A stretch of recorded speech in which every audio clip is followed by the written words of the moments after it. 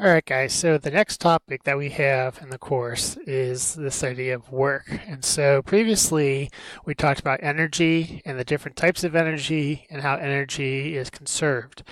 Now, we know from our everyday experience that the energy of a system isn't the same all the time. If it was, you would never get your car moving in the morning.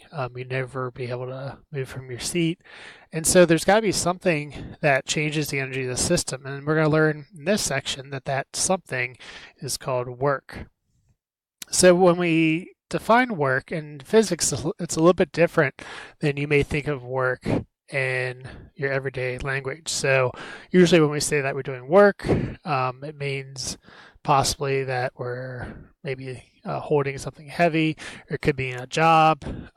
In physics, it's a very specific definition, and work occurs when you not only exert a force on an object, but the object moves in the direction of that force. And as with all things in physics, or at least almost all things, this can be more easily stated in terms of a mathematical equation. So in physics, what we say is that work, okay, so I'm going to use W for work, is going to be equal to the force that you apply to an object times the displacement in the direction of that force.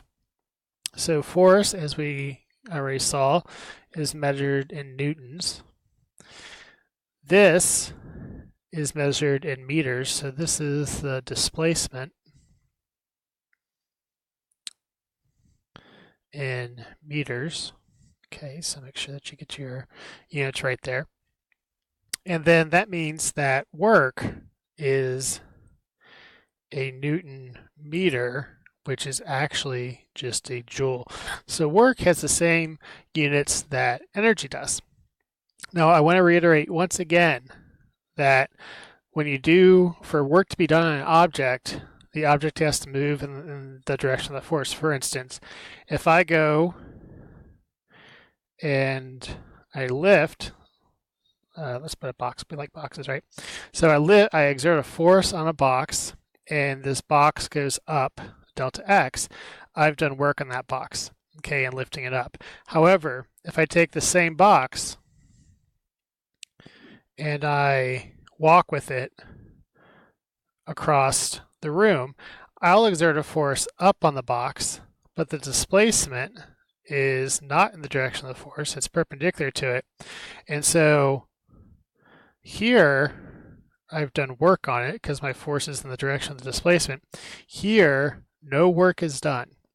Okay, now I may feel like I'm doing work because I'm carrying this heavy box across the floor, but in physics, if this force is not in the direction of the displacement, then no work is going to be done on that box.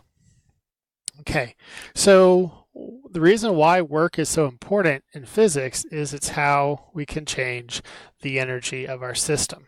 Okay, so work changes the energy of the system. It can do this in a few ways.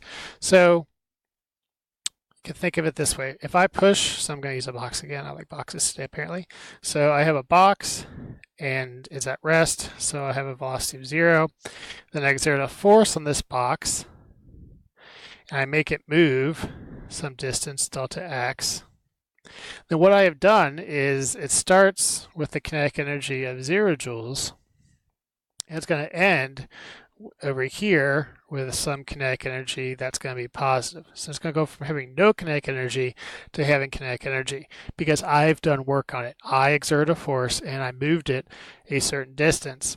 In the same way, I could, as we saw in the previous example, I could take this box, I can lift this box up, I exert a force, and it goes up delta x. Its potential energy was originally 0 if I make my reference point the floor.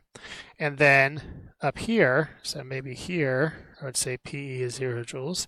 And then up here, I would have some potential energy. So again, work has changed the energy of our system. Okay, now this one's a little tricky. I'll talk more about it in class because gravity's doing work on this as well. Another time that work occurs is say that I have a box sliding this way, okay, and it's moving across the floor, but I have maybe a force of friction acting in the opposite way? Well, in this case, what's going to happen is I'm going to start off with some kinetic energy, and then I'm going to end up with 0 kinetic energy. And sorry, it doesn't equal positive, it equals 0. So remember, when friction is acting on this, the kinetic energy doesn't disappear. What this friction is doing is it's changing this kinetic energy into heat, but it's changing the kinetic energy by performing work on this box. Okay, so this is the fundamental idea I want you to get as far as work and energy goes, is that work will change the energy of our system. Now, as you just saw, sometimes work will increase the energy of our system, and other times it's going to decrease the what's called mechanical energy. So the two types of mechanical energies are kinetic energy and potential energy. So work, unlike energy is either 0 or it's positive, but work can be either positive or negative. And to see which is which, we go back to our equation. Work is equal to F times delta X. And so if, again, my force and my displacement are in the same direction, okay, let's say I make this way positive. Okay, so you've got to think about our coordinate system here. So if I make these both in the same direction, I have a positive, and multiply them together, and I get a positive work. Okay, so positive work will increase the energy of our system. Okay, so positive work increases, can be a little bit more strict with that, mechanical energy of the system. Okay, but as we just saw with friction, air resistance will do this as well. If I have something moving and it's going to displace this way, so this is going to be my delta X, and I make this way positive, but my force, maybe the force of friction or the force of air resistance, is acting in the opposite direction. This force is negative. I now have a negative times a positive, which gives me a negative quantity. So here, work is negative, and it will decrease the mechanical energy of my system.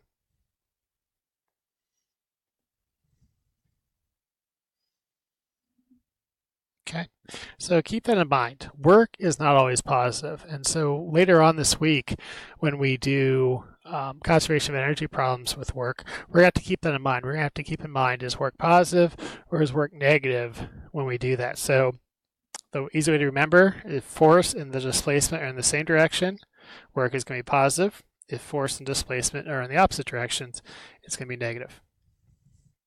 Okay, and then the last thing I want to tell you guys about work in this video is how we can get this from a graph. So if we were to graph force versus displacement, okay, so force versus displacement, I exert a force and say it's the constant force. Okay, I'm going to exert this constant force the entire time. I'm going to move it some displacement x. Okay, so it starts at 0 and moves some distance x.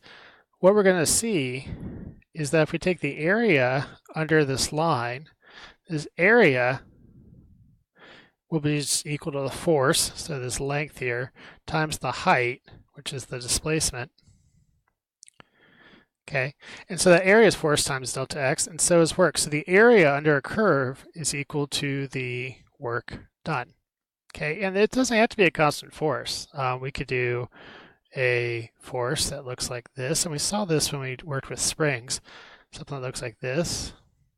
Okay, then the work would be the area under this triangle here, so it'd be 1/2 the base times the height, so force times delta x.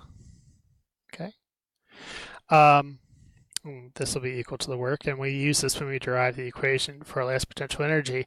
And if you're really cool, and once you guys learn calculus, you can have like this, you could vary, right?